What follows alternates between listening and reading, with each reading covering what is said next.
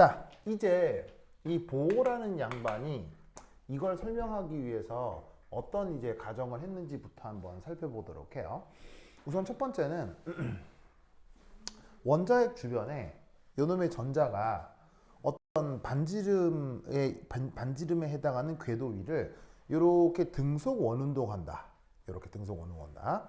라고 우선 가정하였습니다. 무슨 말 되겠어요? 그런데 이거는 사실 따져보면 바로 러더퍼드의 행성 모델과 그 비슷하죠, 그렇죠?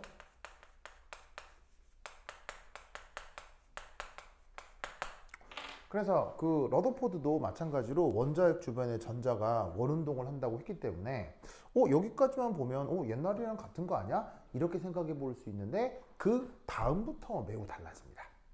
알겠죠? 자, 그러면 어떻게 달라지느냐? 러더포드는 그 원운동을 한 궤도가 특별하다 그랬어요? 특별하지 않고 임의적이라 그랬어요? 러더포드는 이게 그냥 아무 때나 다 된다 그랬거든요. 그런데 이 보호부터 그게 아무 때나 되는 게 아니라 특별히 정해져 있다네. 무슨 말 알겠죠? 특별히 정해져 있다네 라고 얘기를 한 겁니다. 이것이 앞선 개념하고는 매우 달라진 거죠. 그래서 아무 때나 돌 수 있는 게 아니라 특별히 정해져 있는. 그럼 특별하게 정해져 있으니까 특별하게 어디는 되고 안 되고 되고 안 되고가 딱딱딱딱 정해져 있을 거 아니에요. 그걸 다른 말로 불연속적이다 라고 얘기를 할 수도 있다, 이런 말인 거죠. 무슨 뜻인지 아시겠죠? 그리고 그 불연속적인 궤도 반지름을 Rn이라고 표기를 해보도록 하겠어요. 그래서 그냥 궤도 반지름을 R이라고 한다면 정해져 있는 궤도 반지름을 Rn 이렇게 인덱스를 넣어서 표기를 해볼게요. 자, 그리고 이때 거기서 그 궤도 반지름이 정해져 있는 것 사이에서 요놈의 전자가 왔다 갔다 할 수 있거든요. 왔다 갔다. 그리고 그 왔다 갔다 하는 것을 전문 용어로 전자전이라고 합니다. 전자전이. 그래서 그 전자전이를 할 때 뭔가 빛 에너지가 들락날락한다. 이런 가정을 하였습니다. 그러면 저 내용은 사실 혹시 여러분 이런 말 들어본 적이 있나요? 바로 원자의 선 스펙트럼. 자, 저런 말씀 들어본 적 있어요? 원자의 선 스펙트럼? 그래서 왜 나중에 꼭 배우겠지만 뭐 발머 계열, 라이먼 계열, 파센 계열 이런 걸 이제 배우게 될 거거든요. 근데 이제 그게 사실 보어라고 하는 사람 이전에 있었던 실험 결과예요. 그래서 라이먼 계열, 발머 계열 이런 식의 실험 데이터들이 있는데 그 실험 데이터들의 독특한 점이 원자들에다가 에너지를 주면 그 에너지를 받은 원자가 다시 안정해지면서 빛을 방출할 수 있는데 그 방출하는 빛 에너지가 연속적인 빛이 아니라 불연속적인 빛을 방출하더라. 무슨 말인지 알겠죠? 그런 것들을 우리가 선 스펙트럼이라고 했는데 그 원자의 선 스펙트럼이라고 하는 현상을 설명하기 위해서 이런 가정을 만들어 붙인 거예요. 그래서 이런 가정이 필요한 이유는 선 스펙트럼 설명 때문인데 굳이 이 가정을 당장 인식하고 있지 않더라도 이 유도 가정을 보면 나중에 이런 내용들이 다 포함되니까 우선은 그랬나 보다 이렇게 한번 생각을 해보죠. 자, 그리고 마지막으로 가정한 거 되게 생뚱맞은 가정을 하였습니다. 어떤 생뚱맞은 가정을 하였냐면 바로 각운동량이 양자화돼 있다 라고 하는 이상한 표현을 해놨습니다. 자, 각운동량이라고 하는 건 원운동을 하는 질량을 가진 입자에게서 표현되는 물리량인데 그 각운동량이 뭔지는 조금 이따가 설명을 할 거고 물리 시간에 여러분들이 배웠을 수도 있고 여하튼 그 각운동량이 양자화되어 있다라고 표현되어 있는데 이 양자화가 다른 식으로 얘기하면 앞서 여기서 얘기했던 불연속성을 다른 말로 양자화 이렇게 표현해 볼 수 있어요. 그래서 이 각운동량이 양자화되어 있다라는 말만 우선 기억하면 되는데 이게 어떻게 적용되는지는 곧 나오게 될 겁니다.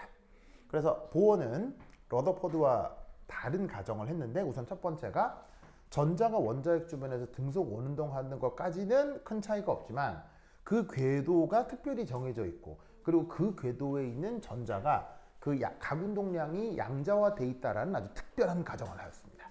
그럼 이 가정이 어떻게 수리적으로 표현되는지 살펴보도록 하자 이런 말이죠. 보이시죠? 자, 그럼 여기 들어봅시다. 자, 여기 원자핵이 있습니다. 이 원자핵을 표기할 때 어떻게 표기하고 있냐면 ZE 플러스라고 표기하고 있거든요.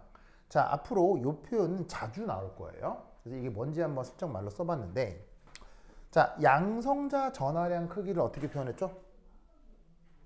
양성자 전하량 크기를 어떻게 표현했죠? E의 플러스라고 표현했죠.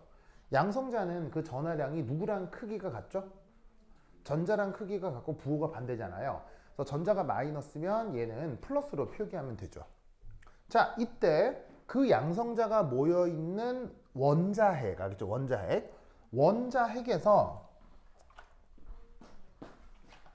Z라고 쓰여 있는 것은 그 원자의 뭘 얘기하는 겁니까? Z는 원자에게 무엇을 얘기하는 겁니까? 이런 표현 예전에 본 적이 있을 건데. Z는 그 원자핵의 원자 번호입니다.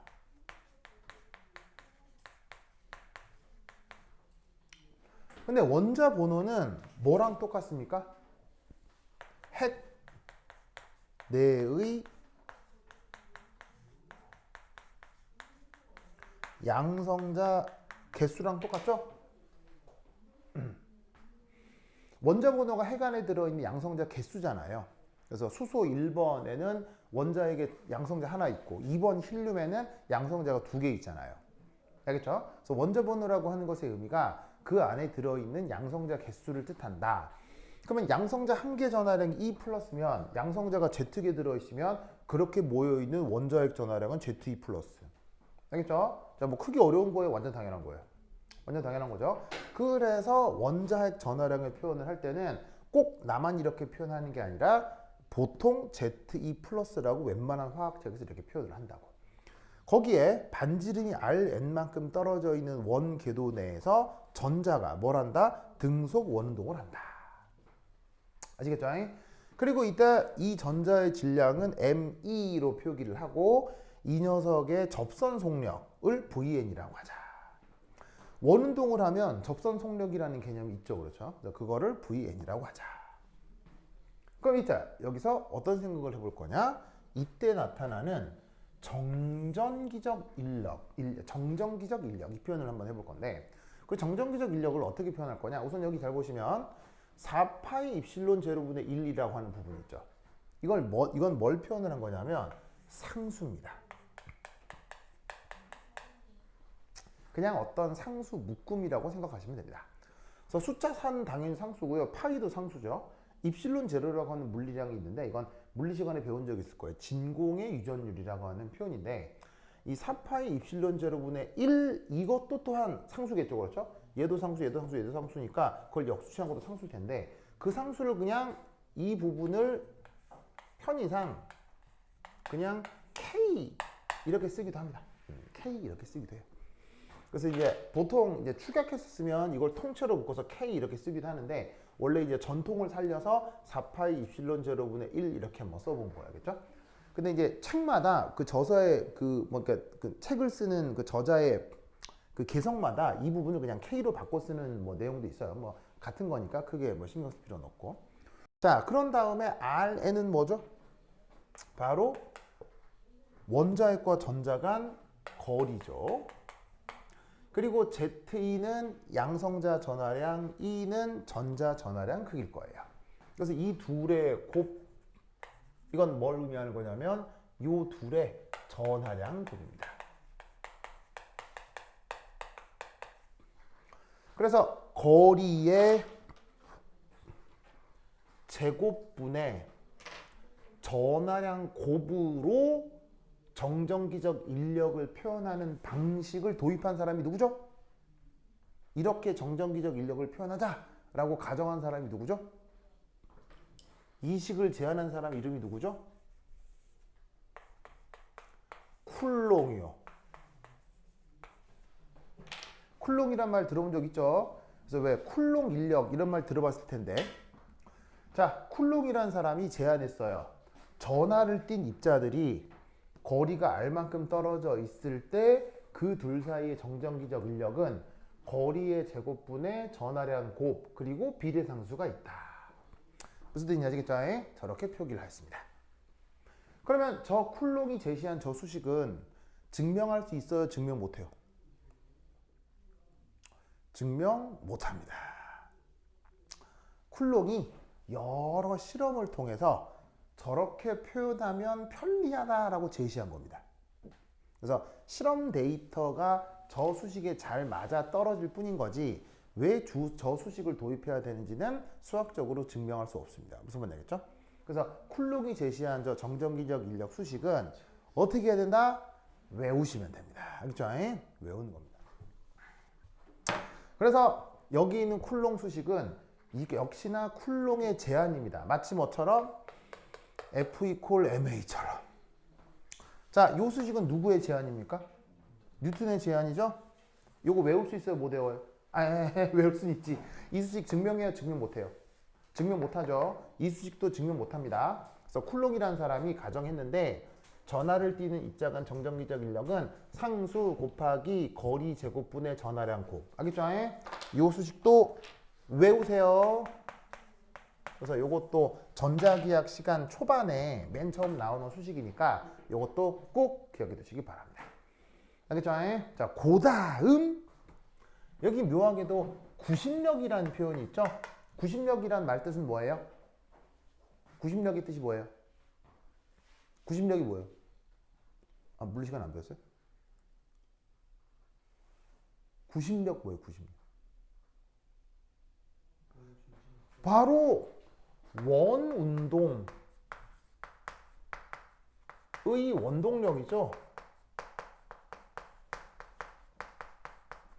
그래서 원운동을 시켜주는 힘을 구심력이라고 하죠. 그리고 구심력이 관성력으로 나타났을 때를 뭐라고 불러요? 그걸 원심력이라고 하죠. 무슨 말 알겠죠? 구심력은 원운동을 시켜주는 힘이고, 그때 그 원운동을 하는 이제 원운동을 하는 입자를 새로운 원점으로 봤을 때 나타나는 관성력을 그 원심력이라고 하는 거고요. 무슨 말인지 알겠죠? 물리 시간에 배웠죠? 그 구심력 표현이 어떻게 됩니까? 그 구심력 표현은 역시나 거리분의 질량 곱하기 속력의 제곱. 아시겠죠? 됐죠? 자, 그래서 여기서 나타나는 첫 번째 정전기적 인력을 쿨롱 인력을 구심력과 같다라고 둔 첫 번째 수식. 자, 그럼 여기에서 요 거리하고 요 거리를 샥샥 약분해주면 어떤 결과가 나오느냐? 얘는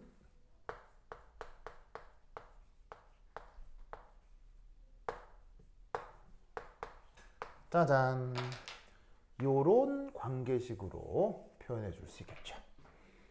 됐나요? 여기 이제 거리 일식 있죠? 거리 제곱 있죠? 샥샥 약분을 하면은 질량 속력의 제곱은 상수 곱하기 거리분의 Z의 제곱 이렇게 표기할 겁니다. 됐죠? 자, 그리고 이제 또 하나 당부드리고 싶은 것은 이 증명 과정 있죠? 이 증명 과정 시험에 그대로 출제됩니다. 그렇죠? 이렇게 증명해 보아라, 이렇게 서술해 보아라가 시험에 그대로 출제됩니다. 그렇죠? 알겠죠?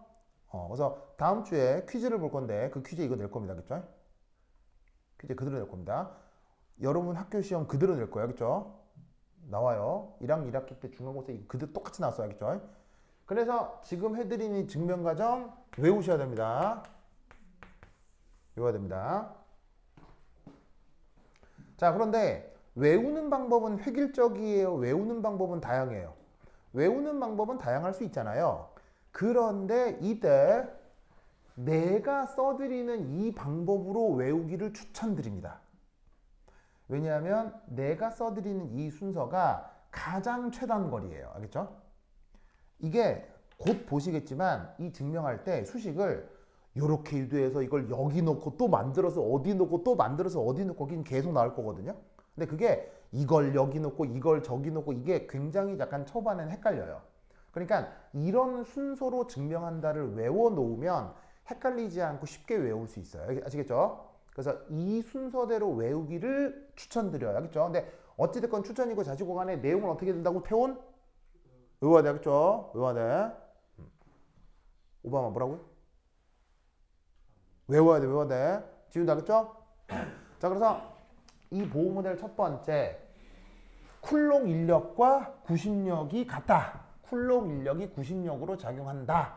라고 해서 첫 번째 이 관계식을 만들어냅니다. 그 다음 세 번째. 자, 세 번째가 바로 요거겠네요. 전자의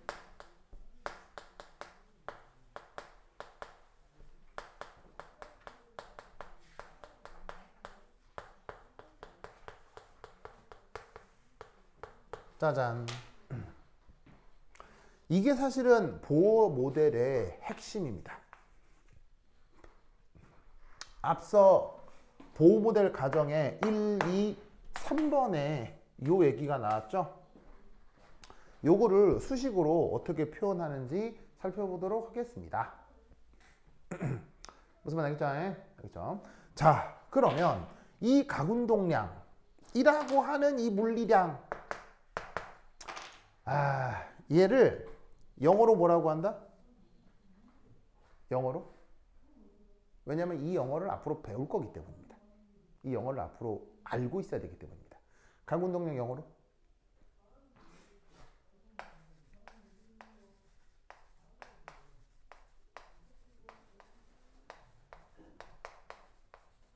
앵귤러 모멘텀이라고 합니다. 알겠죠? 저 단어 외워두셔야 돼요. 앞으로 저거 배울 거예요. 또. 자, 그럼 여러분 물리 시간에 가운동량 충분히 배우셨나요? 처음 들었어요? 근데 배우긴 배우는데 가물가물하다 이런 얘기죠? 그래요. 그래서 저 가운동량은 사실 물리 시간에 조금 더 자세히 배우셔야 하고, 그 다음에 저 가운동량을 수리적으로 잘 표현하려면 조금 이제 훈련이 필요해요. 특히나 그 벡터의 무슨 연산이 필요해요?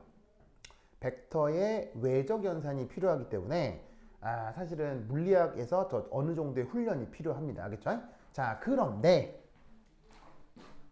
지금 물리학 공부하자고 하는 건 아니니까 지금은 이 가운동량의 간단한 정의, 무슨 말인지 알겠어요? 정의만 보도록 하겠어요. 아시겠죠?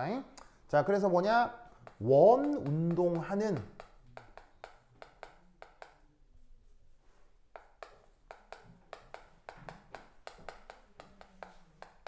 입자의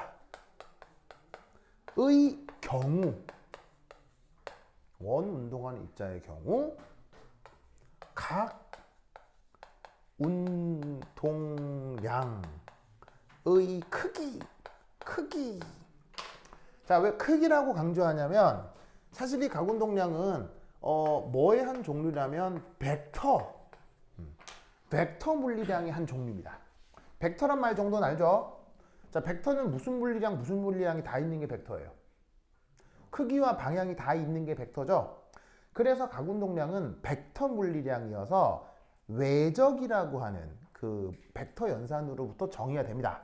근데 이제 그렇게 하게 되면 요거 하나로 물리 공부를 해야 되니까 그럴 수는 없고, 지금 요 보호 모델과 관련해서는 그 가운동량의 크기야, 그죠? 크기가 어떻게 정의되는지만 알면 됩니다. 그죠? 정의. 정의는 증명할 수 있는 거예요, 외우는 거예요? 정의는 다 외우는 거예요. 그죠? 가운동량도 정의된 수식이에요. 무슨 말인지 알겠죠? 왜 가운동량이 저렇게 정의되느냐? 이유 없습니다. 가운동량을 그렇게 정의하면 뭔가 편해서 그런 거지 가운동량 자체를 증명할 수는 없습니다. 그럼 가운동량 크기가 어떻게 되느냐? 뭐 하는 경우? 원운동 하는 경우? 요거예요. 잘 보세요. 잡아. 질량, 곱하기 접선 속력 곱하기 회전 반지름. 알겠죠? 자, 저 수식 증명할 수 있다, 증명 못한다? 자, 저거 증명할 수 있어요, 증명 못해요? 증명 못합니다. 그냥 외우는 겁니다. 그렇죠? 외워서 적용하면 그만이고요. 못 외우면 5등급이라는 얘기인 겁니다. 그냥 알겠죠? 태훈아 뭐라고? 그렇지, 외우면. 외우면 1등급. 알겠죠? 그럼 어떻게 되겠어요? 그렇지. 그렇지. 5번은 또 안 외울 거죠. 아, 진짜. 5번 외워야 돼요. 알겠죠? 외워야 돼요. 그래. 그래서 각 운동량의 크기 그리고 그것이 벡터로서 어떤 성격을 갖는지는 나중에 물리 시간에 열심히 배우세요. 알겠죠?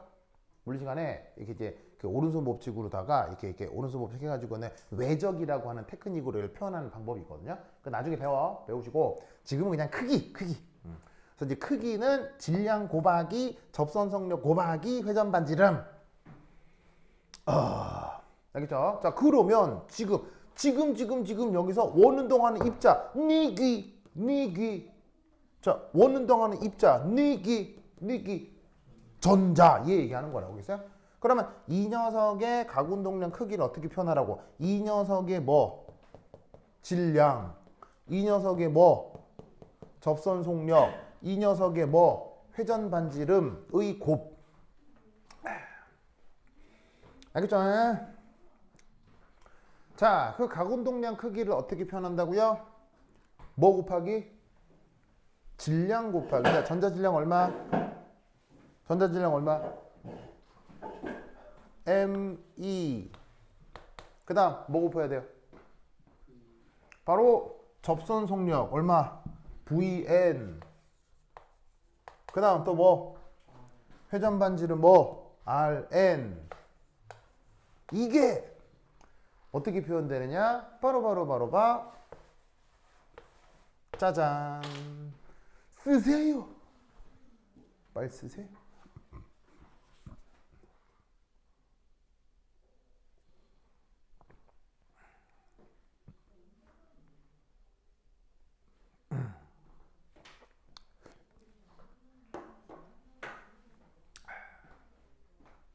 자, 이때 여기까지는 아까 각 운동량의 크기라고 했었는데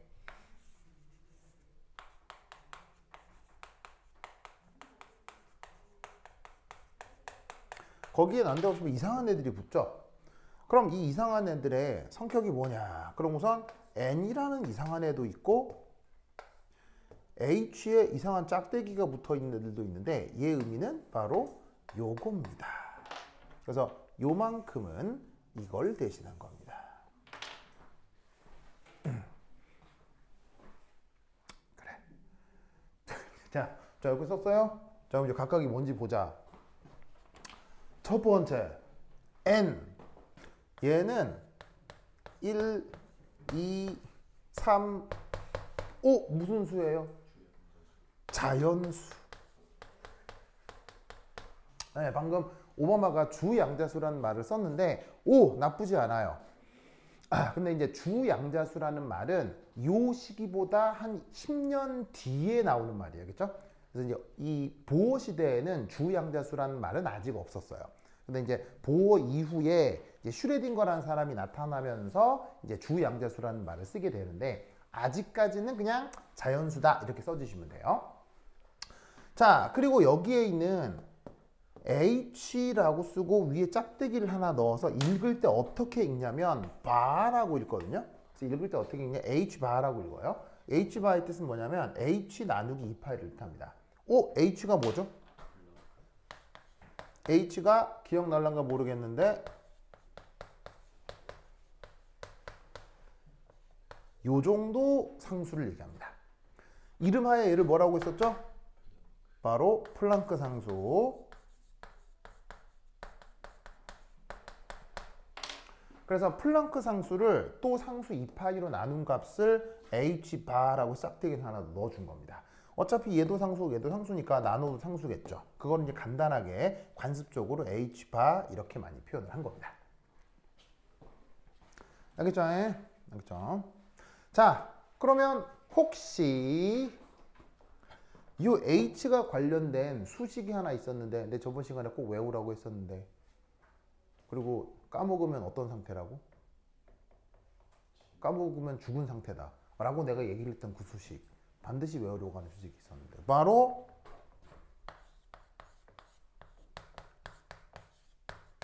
광량자 에너지 표현 수식이 있었죠?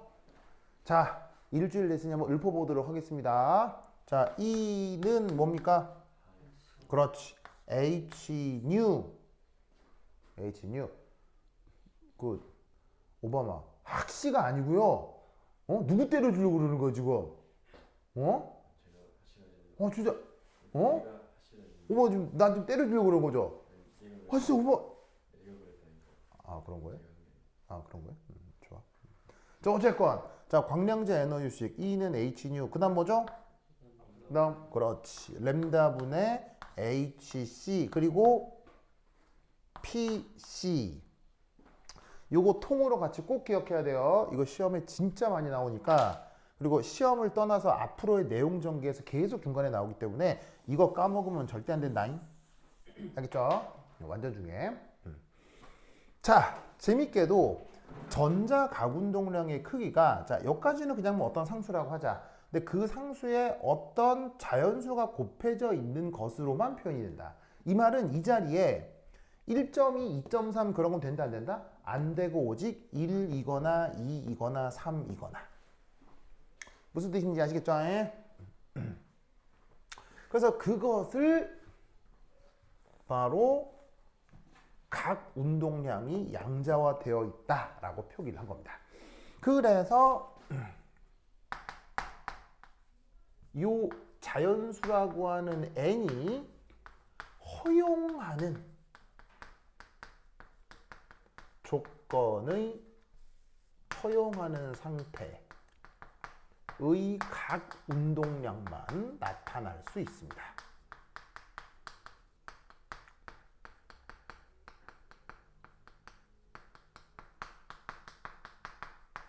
이런 현상을 양자화,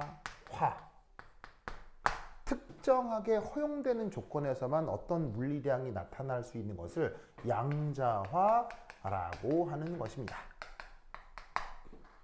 그리고 이 양자화, 각운동량의 양자화 조건은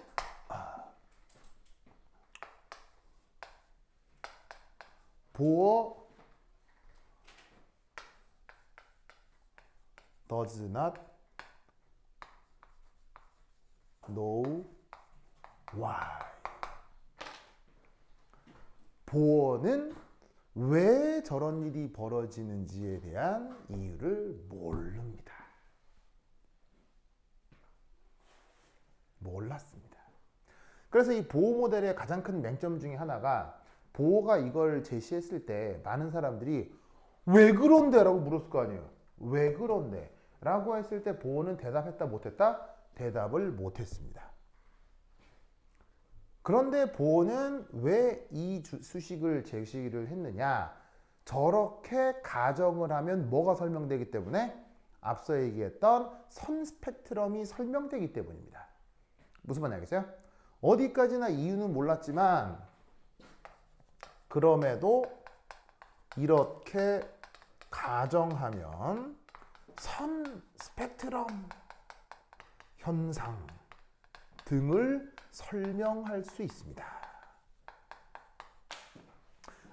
이 말은 보도 모르는 이유를 모르는 거니까 이 수식은 증명할 수 있다 없다?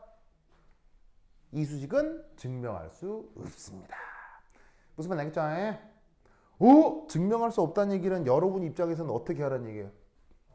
여러분 입장에서는 통째로 그냥 달달달 외우셔야 돼요. 알겠죠? 이 과정을 그냥 통째로 달달달 외우셔야 됩니다.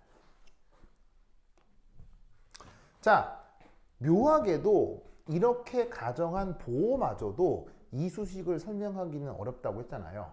하지만 놀라우게도 이로부터 한 10수년 후 이 내용은 뒤에서 다시 한번 배울 겁니다. 드브로이의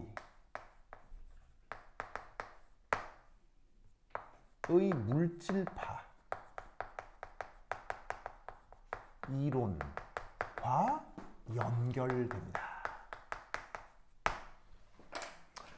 그래서 보어 시대에는 저게 무슨 이상한 가정이야 이랬는데 십수년 후에 이제 프랑스 물리학자인 드브로이라는 사람이 물질파라고 하는 아이디어를 제시하면서 이런 것과 관계가 좀 있을 수 있겠구나 라는 사실이 뒤에서 나옵니다.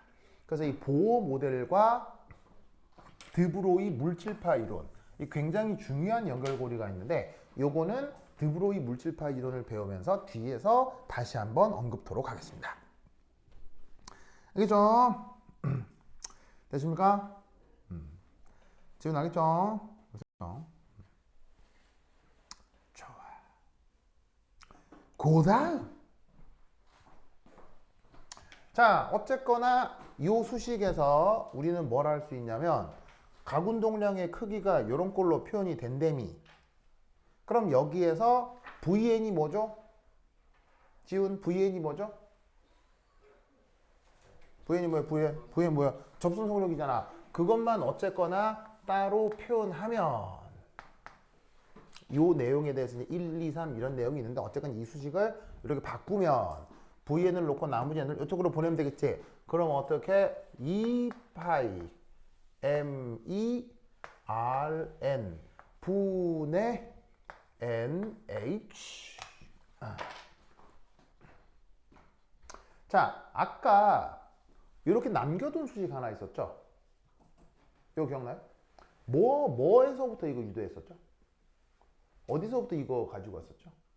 바로 쿨롱 인력하고 구심력하고 같다 라고 두 가지고 좀 정리해 놓은 게 이 수식이죠. 여기에 뭐가 있어요? 여기 뭐가 있어요? 접선 속력 있잖아.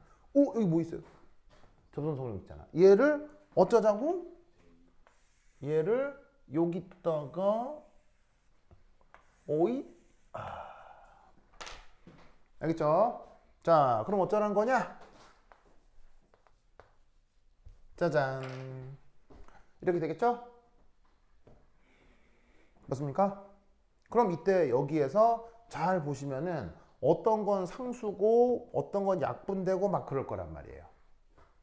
그죠? 그래서 얘를 열심히 정리를 하면 뭐를 구해낼 수 있느냐? 바로 Rn 이라고 하는 녀석을 따로 계산해낼 수가 있습니다. 그러면 값이 어떻게 표현되느냐? 이렇게 표현될 거예요. 자, 이 수식 보이죠? 자, 보시다시피 도입하고 있는 상수가 뭐가 좀 상수가 개수가 좀 많아서 그렇지 여기서부터 여기까지 가능한 계산입니까? 불가능한 계산입니까? 충분히 가능하죠. 그렇죠? 눈 크게 뜨고 약분 내는 것만 잘 찾아주시면 됩니다. 예를 들어서 여기도 파이가 있고 파이가 있으니까 샥샥 약분해서 없어주고 뭐 해주면은 이렇게까지 도달이 될 겁니다.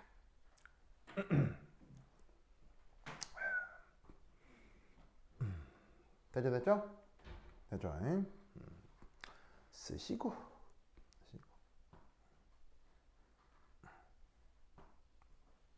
썼죠. 이때 얘를 편의상 이렇게 바꿔줍니다. 요렇게 치환해 줍니다. 자, 뭔 말이냐? 입실론 제로 뭐예요? 진공의 유전율이라고 하는 상수죠. 상수. H 뭐예요? 플랑크 상수죠. 상수. 파이는 뭐예요? 3.14 상수죠. E는 뭐예요? 전자 전하량 크기죠. 전자 전하량 크기 얼마였어요? 전자 전하량 크기 1.6 곱하기 10의 마이너스 19승 쿨롱이었잖아요. 전자 전하량. 어쨌건 변해요, 상수예요. 상수죠. ME는 뭐예요? 전자 질량이죠. 전자 질량 얼마예요? 9.1 곱하기 10의 마이너스 31승 킬로그램이죠. 어쨌건 상수죠. 전자 하나 질량도 정해져 있을 거 아니야. 그럼 이 말은 무슨 말이냐면 구체적인 숫자를 다 모른다 치더라도 여기부터 여기까지가 요거이 다 상수 묶음일 거라 이런 얘기지. 무슨 말이겠어요? 요거이 다 상수 묶음이 될 거다. 그걸 뭐로 치환하자? 그걸 A0로 치환한 겁니다. 무슨 뜻인지 아시겠죠? 계산기가 있으면 상수 쭉 놓고 뚜둑 두드리면 무슨 또 다른 상수값이 나올 거 아니에요? 그렇게 바꾸는 게 편하잖아. 그래서 저 수식을 저런 꼴로 표현을 한 건데 이때 이 A0 얘를 이름으로 뭐라고 부르냐면 보어 레이디어스라고 합니다. 우리말 번역은 뭐겠어요? 보어 레이디어스 우리말 번역은 뭐예요? 레이디어스 우리말 번역이 뭐예요? 반지름을 레이디어스라고 합니다. 그래서 반지름을 보통 알파벳 뭐로 잡아요? 반지름을 보통 알파벳 R로 잡잖아요. 그게 반지름을 영어로 레이디어스라고 해서 그래요. 그래서 보어 반지름 이라고 합니다. 그래서 저 상수 묶음들을 두루룩 계산하면 또 다른 상수가 나오는데 그 이름을 보어 반지름이라고 하고 대략 값은 어느 정도냐면 0. 정확하게는 52.9 피코미터 정도입니다. 자, 알려진 숫자들이 다 있을 거 아니에요. 있겠죠. 뭐 지금 당장 모르더라도 있긴 있을 거 아니에요. 걔네들을 쪽쪽 조록쪽 넣고 계산을 하면 값이 뭐가 나온다? 요 값이 52.9 피코미터의 거리 단위의 물리량으로 뿅 나온다 이런 말이에요. 아시겠죠? 자, 이때 이거 어떻게 읽는다고요? 이거 어떻게 읽어요? 읽을 때 피코라고 읽고요. 뜻은 10의 마이너스 12승을 피코라고 합니다. 알겠죠? 좋아. 자, 이때 Z는 뭐고요? Z는 원자 번호 아시겠죠? 원자 번호. 그러면 여기서 또 하나 알 수 있는 거. 원자 번호가 커질수록 궤도 반지름 역시 커진다는 얘기입니까? 작아진다는 얘기입니까? 원자 번호가 클수록 궤도 반지름은 작아진다는 뜻이겠죠. 이유를 굳이 붙인다면? 원자 번호가 클수록 궤도 반지름이 작아진다를 굳이 이유로 쓰자면? 그렇지. 원자 번호가 클수록 핵안에 양성자가 많은 거잖아요. 그럼 전자를 약하게 끌어당기겠어요? 강하게 끌어당기겠어요? 전자를 강하게 끌어당기면 궤도 반지름이 커지겠어요? 수축되겠어요? 수축되겠죠? 그래서 원자 번호가 커지면 궤도 반지름은 줄어들게 돼 있다. 무슨 말 알겠죠? 그거를 또 반영하고 있는 겁니다. 자, 어쨌거나 여기서도 뭐가 나타나냐면 첫 번째 1 1 R이 뭐야? R 아니야 R이란다. N이 뭐야? 1, 2, 3 땡땡땡 자연수. 자, 이건 어디서 도입된 거냐면 여기 있는 요 N 이거 얘기하는 거예요. 이거 맨 처음 어디서 도입된 거예요? 맨 처음 여기서 도입된 거죠? 이 N이 계속 따라붙어 오는 거 아니에요? 무슨 말인지 알겠죠? 그러니까 이거 아까 뭐라고 그랬었냐면 N이 허용하는 상태에서만 각운동량이 나타난다고 했죠. 그럼 이건 또 뭐겠어요? N이 허용되는 상태에서만 또 뭐가 나타난다는 얘기였어요. 궤도 반지름이 나타난다는 얘기예요. 즉 무슨 말이냐? 이것 또한 궤도 반지름의 뭐를 뜻한다? 양자화 혹은 불연속성을 나타낸다 이런 얘기입니다. 자, 이 전자가 핵에서 정해진 궤도에서 이렇게 뱅글뱅글 원운동을 하는데 이 거리 반지름 Rn도 이런 꼴로 양자화되어 있다고 했죠. 그런데 이때 여기서 뱅글뱅글 되는 접선 속력이 있을 거 아니에요. 얘도 사실은 어떻게 되어 있다? 양자화되어 있습니다. 그럼 얘는 어떻게 표현하면 되느냐? 자, 이게 양자화되어 있는 궤도 반지름 표현이죠. 얘를 다시 어디 넣으면 되겠어요? 얘를 다시 어디 넣으면 되겠어요? 얘를 여기 넣으면 돼요. 무슨 말 알겠죠? 그러면 제 다시 표현하면 그럼 이때 여기서 얘를 조금 더 예쁘게 정리를 하면 이런 표현까지 만들어낼 수 있습니다. 자, 여기서도 잘 보시면 이만큼도 사실은 다 뭐예요? 그냥 이만큼도 사실은 다 뭐예요? 이것도 그냥 어떤 상수 묶음일 거고요. 자, n은 뭐라고 그랬어요? 1, 2, 3 자연수라고 했죠? 이 또한 뭐를 의미하는 거예요? 어허, 양자화돼 있구나. 알겠죠?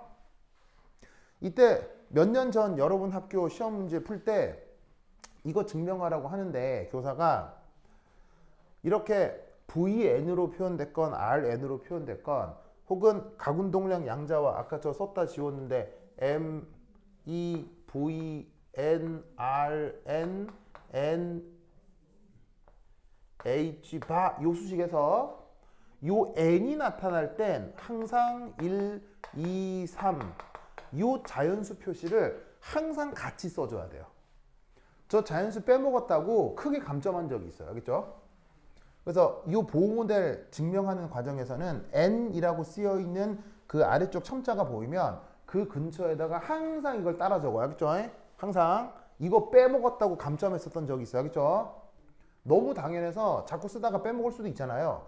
근데 저 N 빼먹었다고 감점했던 교사가 있었으니까 저거 그대로 계속 써요. 알겠죠? 자, 요렇게 접선 속력까지 표현을 하였습니다. 그 다음 마지막 여기 찍을게요. 6이 마지막에 6이 마지막에 찍을게요. 준다. 자, 역학적 에너지는 뭐에다가 뭘 더한 거예요? 역학적 에너지는 운동 에너지에다가 위치 에너지를 더한 거죠.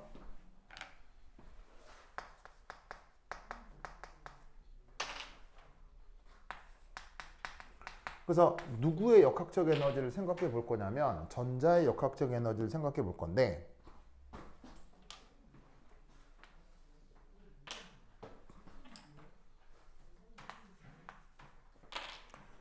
자, 운동 에너지 수식 어떻게 됩니까?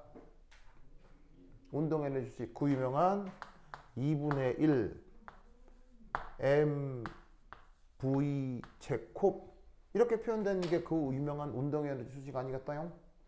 맞죠? 맞죠? 자, 그 다음 위치 에너지 수식은 어떻게 됩니까? 여기서 위치 에너지 역시 쿨롱 수식으로 위치 에너지를 표현해 보자. 그럼 쿨롱 수식으로 위치 에너지를 표현할 때는 어떻게 되느냐? 바로 핵과 전자 간 인력에 의한 위치 에너지겠죠? 자, 어떻게 표현하면 되냐면 아까 힘을 표현할 때는 제곱인데요. 에너지를 표현할 때는 1승이라는 거 명심하시고 자, 그리고 위는 어떻게 해야 돼요? 이 원자핵과 전자의 전하량 곱으로 표현하면 되겠죠? 그 전하량 곱 원자핵은 ZE 플러스 전자는 E 마이너스. 자, 그럼 얘 다시 정리하면 어떻게 되느냐? 2분의 1 한 다음에 이거 뭐예요? 요거 뭐예요? 여기 있잖아요. 요거를 넣어. 그 다음 이 아래쪽 거 계산을 하면 보이세요? 자, 4파이 입실론 제로 R의 N승 여기 1승이 에너지는 1승이에요. 힘은 제곱인데 에너지는 1승이야. 자, 그 다음 여기 보시면은 양성자 전하량은 그러니까 원자핵 전하량은 플러스고 전자 전하량은 마이너스잖아요. 그런데 플러스 곱하기 마이너스 하면 부호가 뭐가 돼요?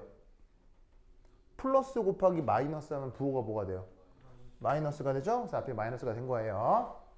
그럼 얘 다시 계산해주면 어떻게 바뀌느냐? 마이너스 8파이 입실론 제로분의 Rn의 ZE 제곱 이런 걸로 바뀌겠지.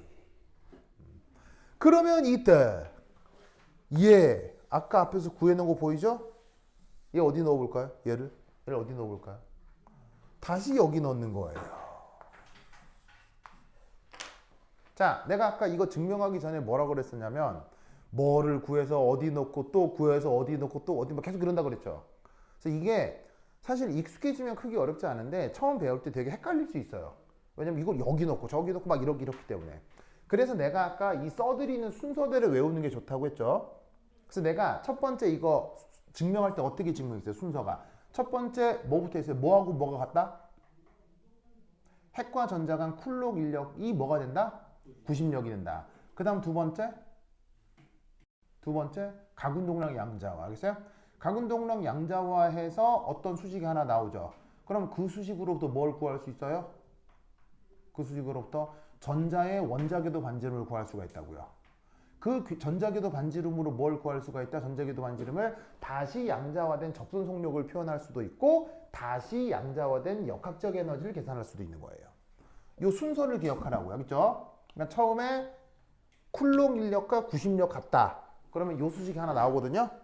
그 다음 두 번째 가군동량 양자화. 무슨 말인지 알겠어요? 이 두 개를 조합하면 뭐가 만들어진다고요? 거리가 나온다고요. 무슨 말인지 알겠어요? 그러면 거리가 나오면 이 거리로부터 다시 한번 접선 속력을 표현할 수도 있고 이 거리로부터 역학적 에너지를 표현할 수도 있고 이게 익숙하지 않으면 이게 뭐를 만들었다고 어디 넣고 뭐 어디 넣고 막 이래야 되니까 헷갈린다고. 그래서 이 순서를 외우는 게 좋다. 알겠죠? 자, 어쨌건 최종적인 결과가 이거다. 그럼 여기 넣어라. 자, 그럼 계산해 볼게요. 알겠죠? 자, 구체적으로 요만큼을 여기 다시 넣어서 곱하기 나누기 하는 건 불가능한 계산이에요. 차근차근 하면 누구나 할 수 있어요.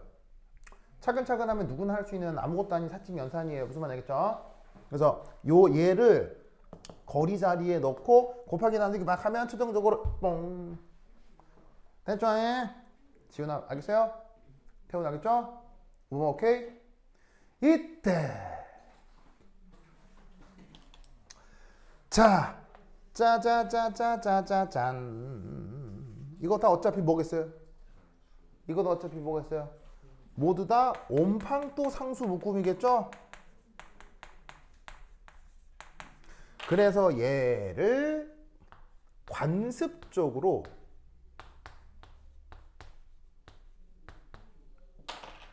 요런 상수 묶음으로 또 바꿔줍니다. 이렇게 치환해줍니다. 이렇게 치환해줍니다. 어떤 상수 묶음을 한 방에 또 다른 상수로 묶는 게 아니라 관습적으로 이 상수 묶음만큼을 HCR 이렇게 이제 묶을 수도 있어요. 자, 이때 H는 무슨 상수? 플랑크 상수. C는 여기서 C는 빛의 속력입니다. 그렇죠? 광속. 그래서 이렇게 묶는데 이건 어디까지나 그냥 편의상이에요. 편의상. 어이씨, H가 뭐 문제고. 그래서 이때 H는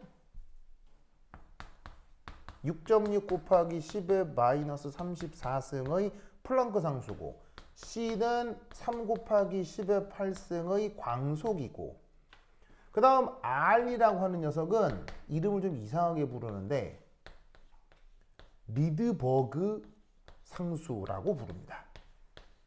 그래서 관습적으로 이렇게 치환해서 씁니다. 그래서 얘는 플랑크 상수, 얘는 광속, R은 리드버그 상수라고 불러요. 알겠죠? 그래서 최종적으로 이것이 전자의 역학적 에너지 표현이다 라는 것을 꼭꼭 기억해 두시기 바랍니다. 그래서 최종적으로 이 단계까지 이렇게 증명할 수 있어야 됩니다. 됐죠? 완전 중에 지훈아 여기까지 어떻게 하라고? 외워야 돼. 태훈 어떻게 하라고? 외워야 돼. 5번 어떻게 하라고? 그리고 여러분 학교 선생님은 여기서 뭐 빼먹으면 감점? 그렇지. 여기 있잖아. 이거. 요 근처에 이렇게 써야 돼. 단 n은 뭐? 1, 2, 3. 알겠죠? 이렇게 써줘야 감점을 안 당한다. 됐습니까? 오케이. 됐다. 그래서 다음 시간에 요거 퀴즈를 볼 거예요. 알겠죠? 외우기만 하면 돼요. 알겠죠? 그럼 이거 어떻게 하면 외울 수 있을까? 어떻게 하면 되냐면 A4지에 5번만 베껴 적으면 외워져요. 진짜로. A4지에 똑같이 베껴 적어요. 3번만 적어도 외워져요. 진짜로. 그래서 어떻게 하냐면 처음 베껴 적을 때는 바로 뭐 안 외워질 거 아니에요. 첫 번째 필사할 때는 거의 그대로 적어요. 그런 다음에 두 번째 필사할 때는 딱 접고 맨 종이에다가 써보는 거예요. 그러다가 한 4분의 1쯤 가다가 막힐 수 있잖아요. 그때 다시 펴고 이거였지 또 진행을 해요. 알겠어요? 한 절반쯤 가다가 또 막힐 거 아니에요. 또 보고 또 가요. 그리고 한 70%쯤 가다가 또 막히면 또 보고 또 가요. 그렇게 두 번째 필사를 끝내요. 그러니까 그렇게 두 번째 필사를 끝내요. 그 다음 세 번째 필사를 또 똑같이 하는 거예요. 그럼 세 번째부터 안 보고 쓸 수 있는 구간이 점점점 넓어질 거예요. 그러다가 최종적으로 완전히 다 쓸 수 있을 때까지 계속 반복하는 거예요. 근데 그게 여러분들한테 시켜보면 보통 3번, 빠르면 3번, 조금 늦어도 5번 안에 완전히 외워져요. 무슨 말인지 알겠어요? 그러니까 그렇게 하면 누구나 외울 수 있는데 이걸 못 외웠다는 얘기는 그 5번을 안 적은 거기 때문이에요. 그래서 그 5번을 반복해서 적으면 1등급이야. 근데 그걸 안 해서 5등급 받는 거야. 그래서 요거 꼭 외워야 된다, 알겠죠? 오케이, 됐다. 그럼 까지 다음 시간 만나요. 안녕.